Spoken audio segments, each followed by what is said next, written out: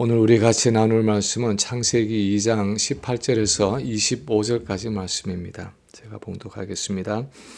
여호와 하나님이 이르시되 사람이 혼자 사는 것이 좋지 아니하니 내가 그를 위하여 돕는 배필을 지으리라 하시니라. 여호와 하나님이 흙으로 각종 들짐승과 공중의 각종 새를 지으시고 아담이 무엇이라고 부르나 보시려고 그것들을 그에게로 이끌어 가시니 아담이 각 생물을 부르는 것이 곧 그 이름이 되었더라. 아담이 모든 가축과 공중의 새와 들의 모든 짐승에게 이름을 주니라. 아담이 돕는 배필이 없으므로 여호와 하나님이 아담을 깊이 잠들게 하시니 잠들매 그가 그 갈빗대 하나를 취하고 살로 대신 채우시고 여호와 하나님이 아담에게서 취하신 그 갈빗대로 여자를 만드시고 그를 아담에게로 이끌어 오시니 아담이 이르되 이는 내 뼈 중에 뼈요 살 중에 살이라. 이것을 남자에게서 취하였은즉 여자라 부르리라 하니라. 이러므로 남자가 부모를 떠나 그의 아내와 합하여 둘이 한 몸을 이룰지로다. 아멘.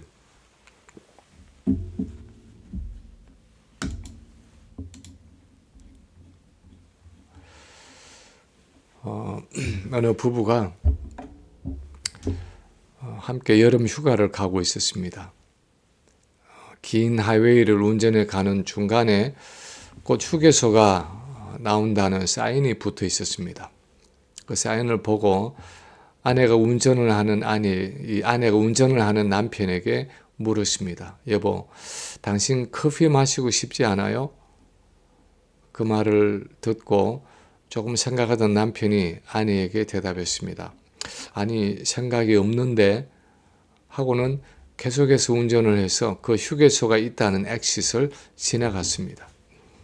근데 잠시 후에 뭔가 좀 차 안에서 냉랭한 기류가 흐르는 것을 감지한 남편이 아내에게 물었습니다. 여보, 내가 뭐 잘 못한 것 있어? 아내가 대답했습니다. 내가 커피가 마시고 싶다고 했는데 들은 척도 않고 휴게소를 지나갔잖아요.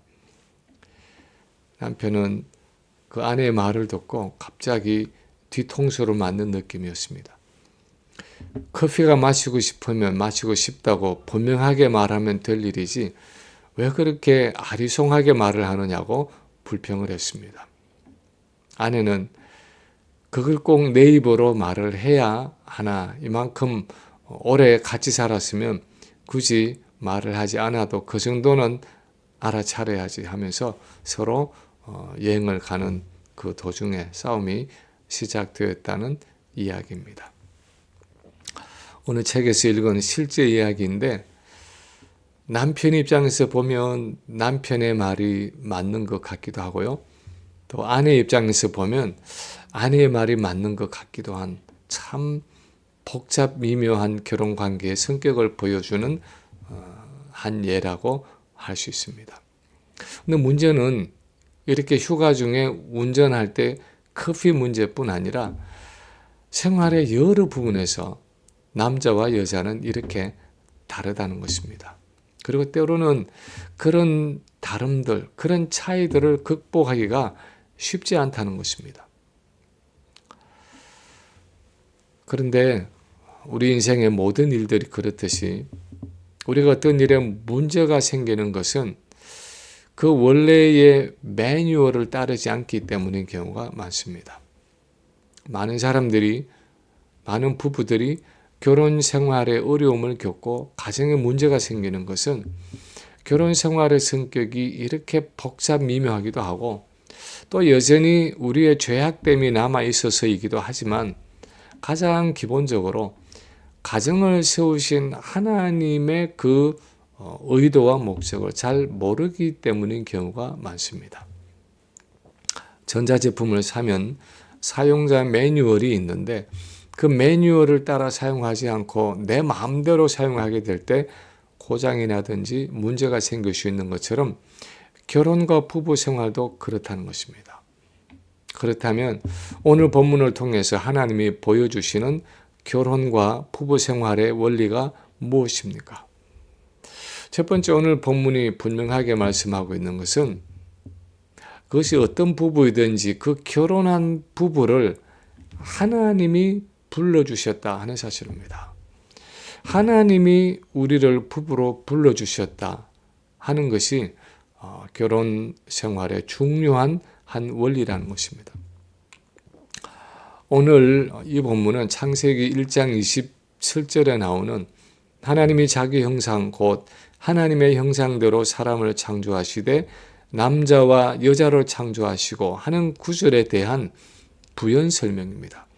하나님이 어떻게 남자와 여자를 자기 형상으로 자기 영광을 위해 창조하셨는지를 좀 더 자세하게 설명하는 구절입니다. 그런데 본문을 잘 관찰해 보면 사람을 남자와 여자로 만드시고 남편과 아내로 불러 가정을 만드시는 이 모든 일에 하나님이 주어가 되어 있는 것을 볼 수 있습니다. 18절에 보면 여호와 하나님이 이르시되 사람이 혼자 사는 것이 좋지 아니하니 내가 그를 위하여 돕는 배필을 지으리라 말씀하셨습니다. 22절에도 보면 여호와 하나님이 아담에게서 취하신 그 갈빗대로 여자를 만드시고 그를 아담에게로 이끌어 오셨다라고 기록하고 있습니다. 아담과 하와를 남편과 아내로 만드셔서 둘을 불러서 가정을 시작하신 분이 하나님 자신인 것을 본문은 아주 분명하게 나타내고 있습니다.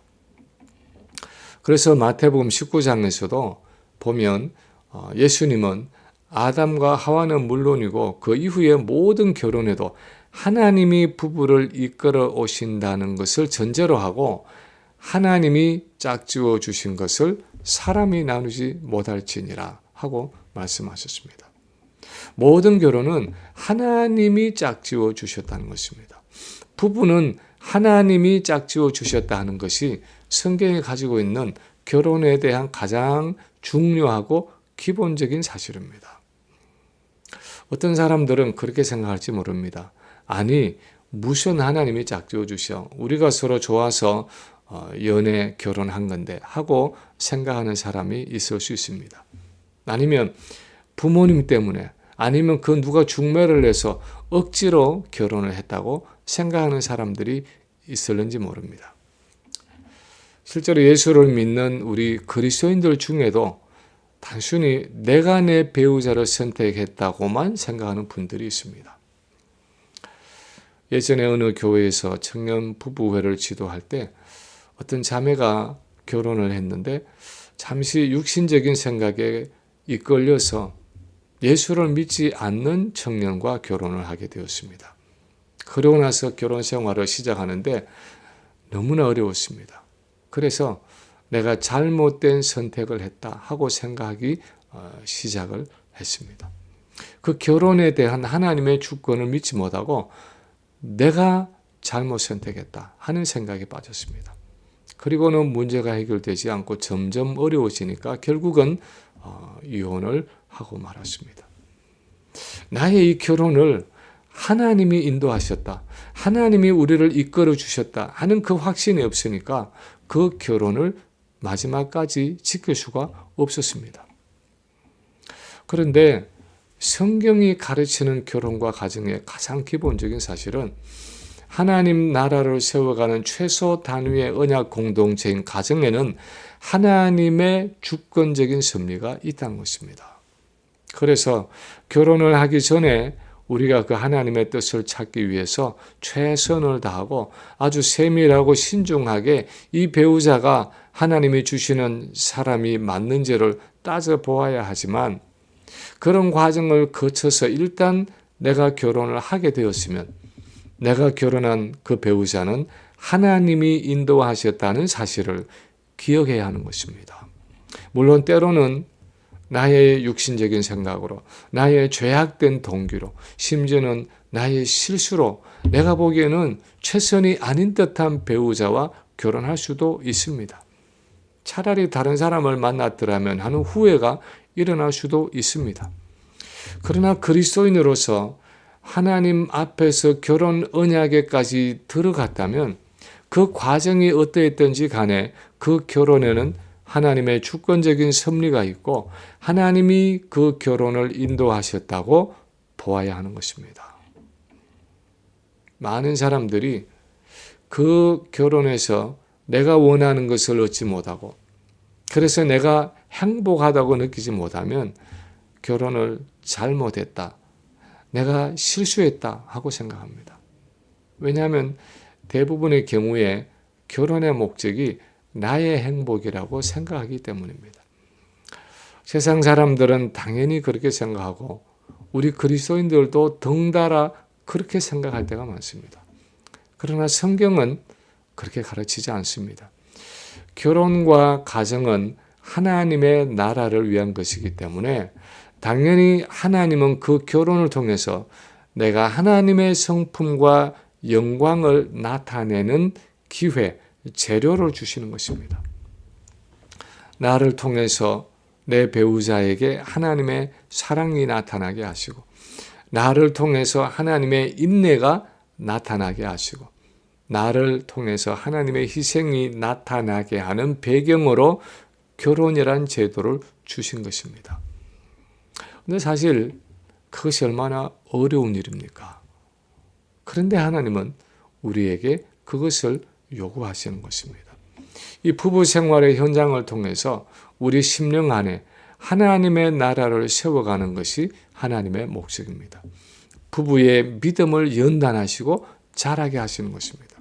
결혼관계가 아니라면 그냥 외면하면 되고 그냥 안 보면 그만인데 부부이기 때문에 도저히 피할 수 없도록 막다른 골목에 몰아넣으시고 내 죄악됨을 보게 하시고 내 한계를 보게 하시고 나의 교만을 꺾으시고 내 자아를 부수시는 것입니다. 그래서 한국의 어느 목사님은 결혼의 목적은 행복이 아니라 거룩이다 하고 말했는데 그 말은 전적으로 성경적인 말입니다.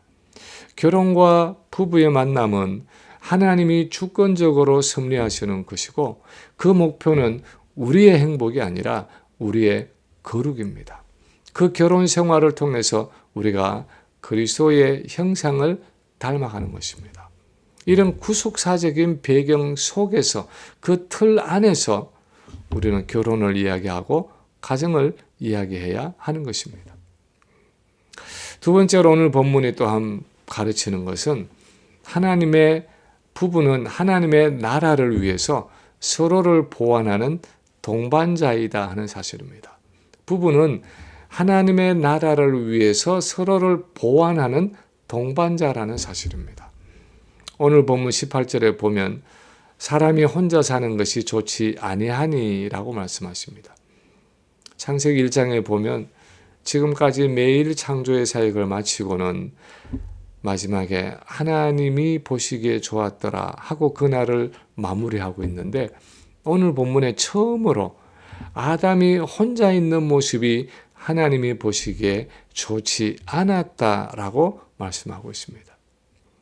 보기에 좋지 않았다 하는 것은 단순히 무슨 꼴불견이었다, 볼상사나웠다, 정성스러웠다 하는 어떤 시각적이고 외적인 평가를 하는 것이 아니었습니다. 그것은 하나님의 목적을 이루기에 적합하지 않았다 하는 의미입니다. 더 구체적으로는 하나님이 세우고자 하는 그 하나님 나라를 이루기에 모자랐다, 부족하다 하는 의미입니다. 우리가 창세기 1장에서 보는 것처럼 생육하고 번성하여 땅에 충만하고 땅을 정복하는 것이 하나님이 인간을 통해서 이루고자 하는 목적이고 온 땅 위에 하나님의 영광이 가득 차는 것이 하나님의 계획인데 아담 혼자서는 그 일을 하는 것이 적합하지 않은 정도가 아니라 사실상 불가능했습니다. 그래서 하나님이 이어서 말씀하십니다. 내가 그를 위하여 돕는 배필을 지으리라. 여기서 돕는 배필이라는 단어를 영어 성경에서는 suitable helper, companion, counterpart 단어, 이런 단어들로 표현을 하고 있는데 그것을 쉽게 표현하면 지금 현재 반쪽에 맞는 그 반쪽을 보완하는 나머지 반쪽 하는 뜻입니다. 다시 말하면 남자가 하나님의 형상으로 이 땅을 살아가면서 땅에 충만하게 하나님의 영광을 나타내고 온 피조물을 다스리는 그 일을 혼자서는 할 수 없기 때문에 그 일을 도울 수 있도록 남자를 돕고 보완하는 나머지 반쪽의 존재로 하나님이 여자를 지으셨다 하는 의미입니다. 그래서 여기서 돕는 배필이라는 말의 의미는 단순히 남자를 돕는 남자의 부속물로 여자를 만드신 것이 아니라 하나님 나라를 건설하는 데 있어서 남편을 돕는, 그래서 함께 하나님의 나라를 세워갈 수 있도록 남편을 보완하는 존재로 아내를 지으셨다는 것입니다. 저는 개인적으로 돕는 배필이라는 이 남편과 아내의 관계는 우리가 밥 먹을 때 쓰는 젓가락 두 쪽의 관계와 비슷하다고 생각합니다. 젓가락이 아무리 화려하고 잘 만들어졌다고 해도 한쪽만 가지고는 제 기능을 할 수가 없습니다. 그건 젓가락이 아니라 하나의 막대기일 뿐입니다. 젓가락 한쪽을 가지고 포크처럼 감자를 찍고 무 조각을 찍어 먹을 수 있을지는 몰라도 우리 밥상에 올라와 있는 그 많은 반찬들을 젓가락 한쪽으로는 집어서 먹을 수가 없습니다. 한쪽만으로는 한계가 있는 것입니다.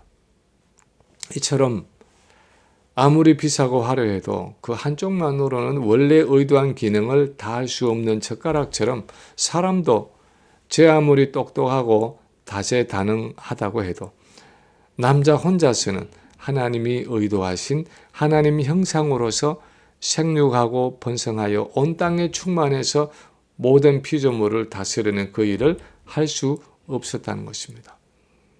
생육하고 번성하여 땅에 충만하라 하는 하나님의 그 명령만 놓고 보아도 가장 기본적으로 남자 혼자서는 또는 여자 혼자서는 하나님이 말씀하신 그 생육하고 번성하는 일이 전혀 가능하지 않은 것입니다. 출산뿐 아니라 생활의 많은 부분에 있어서 남자와 여자는 가정을 이루어서 자녀를 낳고 양육하면서 이 세상에서 하나님의 성품을 나타내고 피조물을 다스리고 경작하는 그 일을 위해서 서로를 보완하고 서로를 돕는 역할을 하도록 창조된 것입니다. 그리고 돕는 배필이라는 이 말이 포함하는 아주 자연스러운 의미는 그 목적을 위해서 서로 다르게 지어졌다는 것을 의미합니다. 그래야 서로 보완이 되기 때문입니다. 서로가 같은 것, 비슷한 것만 가지고 있다면 어떻게 보완이 되겠습니까?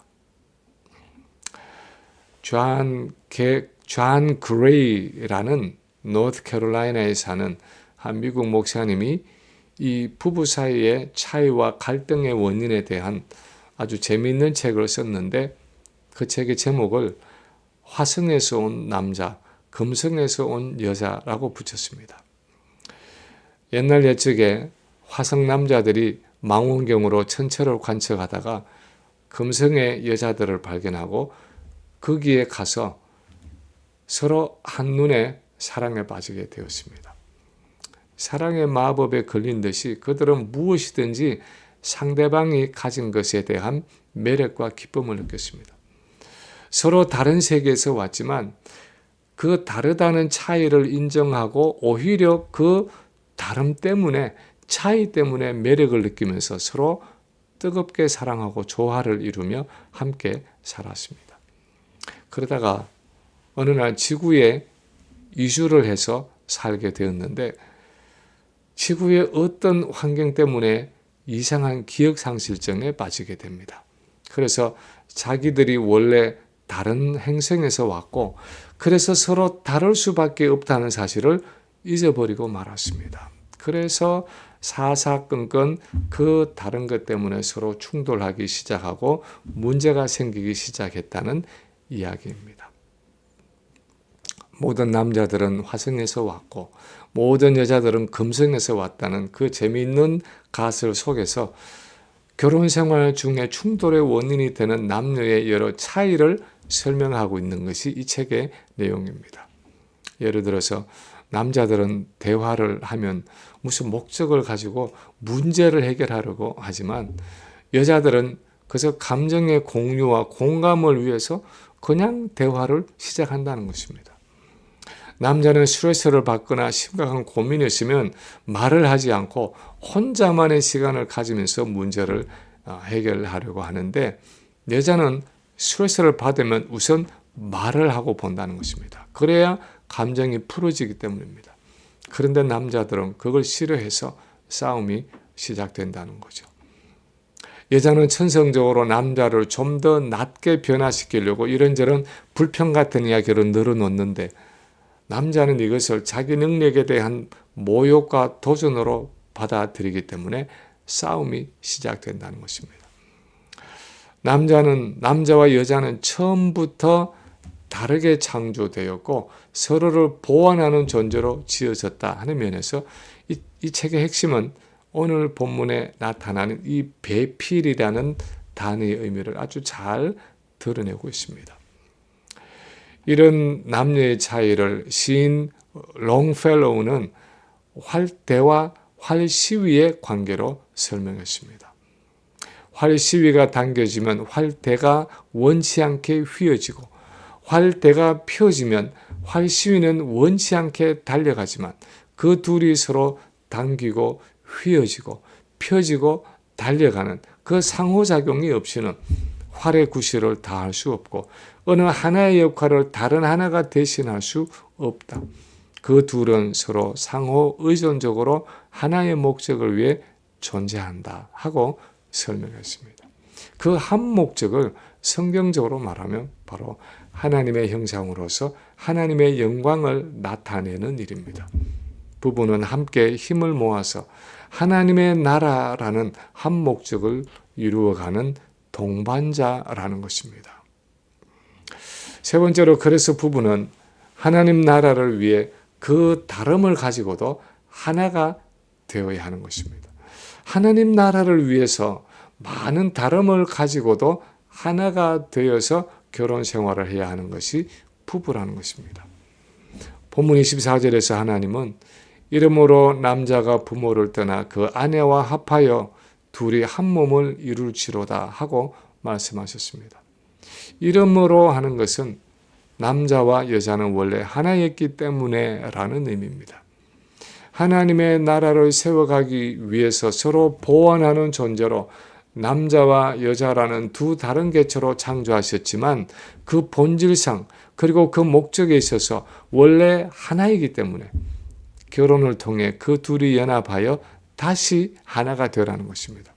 성격도 다르고 배경도 다르고 기질도 달라서 마치 화성과 금성에서 온 것처럼 너무나 다른 존재들이지만 결혼 생활 가운데서 원래 하나인 것을 기억하고 그것을 누리며 살아가라는 것입니다.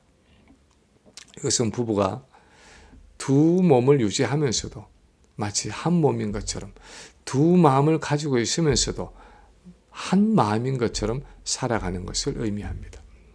그때 그 가정에 하나님이 원래 의도하신 하나님의 형상으로서 하나님의 나라를 위해 함께 동력할 수 있다는 것입니다. 오늘날 가정들을 향한 사단의 가장 현저한 공격 중에 하나는 부부의 하나됨을 가로막는 것입니다. 그리고 그 구체적인 전략은 서로의 다름에 집중하게 하는 것입니다. 이렇게 하나님 나라를 위해 부부로 부르셨다는 것, 그리고 하나님의 나라를 위한 보완 관계로 원래 다르게 지어졌다는 것, 그래서 그 다름이 바로 서로의 장점이고 서로의 가치라는 사실을 잊어버리게 하는 것입니다. 그래서 서로의 다름과 차이 때문에 불평하게 하고 원망하게 하고 그것 때문에 싸우고 미워함으로 부부가 갈라지도록 몰아가는 것입니다. 하나님과 사람 사이를 이간질했듯이 부부 사이에도 그런 식으로 이간질하는 것이 전형적인 사단의 수법입니다. 그 다름과 차이 때문에 하나님 나라를 위해서 서로가 서로에게 가치가 있다고 생각하게 하는 것이 아니라 그 다름과 차이 때문에 뭔가 문제가 있고 그것이 하나 되지 못하는 원인이라고 생각하고 끊임없이 불평하고 불만하게 하는 것입니다. 사실은 그 다름과 차이가 문제가 아니라 그것 때문에 내게 불편하다고 생각하는 나의 이기심과 자기중심성이 문제인데도 마치 내 이기심이 문제가 아니라 나와 다른 상대방이 문제인 것처럼 사단은 부부를 기만하고 흔들어 놓는 것입니다. 그래서 결국 분열을 일으켜서 하나님의 영광을 나타내지 못하게 하고 함께 하나님의 나라를 세워가는 그 일을 좌절시키는 것이 사단이 하는 일입니다. 때때로 부부가 아무리 대화를 하고 노력을 해도 정말 하나 되기 어렵다 하고 생각될 때가 있을는지도 모릅니다. 내 자신의 입장과 상대방의 입장이 서로 맞물려서 아주 막다른 골목에 서 있는 듯한 느낌이 들 때도 있을 수 있습니다. 그러나 그때도 우리가 기억해야 하는 것은 결혼은 나의 행복을 위한 제도가 아니라 하나님의 영광을 위한 제도라는 것입니다.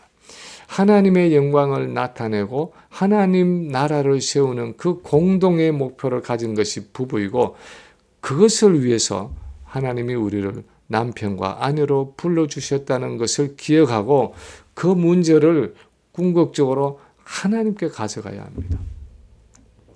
아내에게 약함과 허물이 있을 때 아내에게 불평하고 원망하기보다도 그 아내, 그런 아내를 주신 하나님께 나아가서 기도해야 합니다.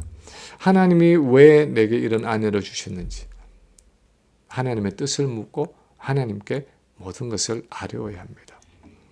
남편에게 내가 싫어하는 어떤 성격과 약점이 있을 때 남편에게 불평하고 불만하기보다도 먼저 그런 남편을 주신 하나님께 나아가서 기도해야 합니다. 왜 내게 이런 남편을 주셨는지, 내가 어떻게 해야 하는지, 하나님이 무슨 뜻을 이루고자 하시는지 그분의 의견을 물어보아야 합니다. 왜냐하면 그분이 남편을 또는 아내를 주셨기 때문입니다. 내 힘으로 아무리 해서도 원하는 변화가 없을 때 하나님의 은혜로 내 남편을 또는 내 아내를 바꾸어 달라고 기도하고 그냥 하나님의 손에 맡겨야 합니다. 나보다 나를 더 잘 아시고 내게 항상 최선의 것을 주시는 하나님이 하나님의 때에 하나님의 방법으로 내 배우자를 바꾸어 주시든지 아니면 나를 바꾸어 주시든지 하실 것입니다. 빌리 그레이함 목사님의 사모님인 루트 그레이함이 그런 이야기를 했다고 합니다. 기도는 나의 몫이고 변화는 하나님의 몫이다. 기도는 나의 몫이고 변화는 하나님의 몫이다. 다시 말하면 남편의 변화를 위해서 나는 하나님께 맡기고 기도할 뿐이고 실제로 변화시키는 그 일은 하나님이 하실 일이라는 것입니다. 예전에 야외의 피크닉에서 부부가 한쪽 발을 묶고 함께 뛰는 경주를 하는 것을 볼 때가 있었습니다. 어떤 부부는 한쪽이 뚱뚱하기도 하고 또 한쪽이 홀쭉하기도 합니다. 한쪽이 성격이 급하기도 하고 또 성격이 한쪽은 느리기도 합니다. 한쪽이 다리가 길기도 하고 다른 한쪽이 다리가 짧기도 합니다. 그런데도 어떤 부부들은 하나 둘 하면서 호흡을 맞추면서 그 모든 차이들을 극복하고 마치 한 몸인 것처럼 아주 차분하게 뛰어서 그 목표점을 돌아서 뛰어 들어오는 것을 본 적이 있습니다. 우리의 부부 생활도 그랬으면 하고 생각될 때가 있습니다. 내 급한 성질도 좀 죽이고 내 큰 소리도 좀 낮추고 내 완고한 뜻을 좀 꺾어서 서로에게 잘 맞추어서 부부 생활을 해나갔으면 하는 생각을 할 때가 있습니다. 그것은 나 자신만을 위해서도 아니고 배우자만을 위해서도 아닙니다. 우리가 그렇게 한마음 한뜻으로 뛰어야 하는 것은 우리에게 하나님이 주신 하나님 나라를 위한 부르심이 있기 때문입니다. 우리가 하나 되어서 함께 이루어 나가야 할 공동의 사명이 있기 때문입니다. 그래서 누가 말한 것처럼 부부는 서로 마주보는 존재가 아니라 옆으로 나란히 서서 하나님을 함께 바라보는 존재입니다. 부부는 서로 마주 보면서 서로의 행복을 요구하는 것이 아니라 손을 잡고 나란히 서서 자기를 창조해 주신 하나님과 그리고 가정해 주신 하나님 나라라는 그 공동의 목표를 함께 바라보면서 달려가는 동반자들입니다. 그 많은 차이와 다름에도 불구하고 그것을 극복하는 정도가 아니라 오히려 그 다름 때문에 서로에게 감사하고 기뻐하고 서로를 누리면서 함께 하나님의 나라를 세워가야 하는 평생의 동반자들입니다. 이 공동의 목표를 가슴에 품고 한마음 한뜻이 되어서 하나님의 나라를 아름답게 세워가는 모든 가정들이 되시기를 주님의 이름으로 간절히 축원합니다.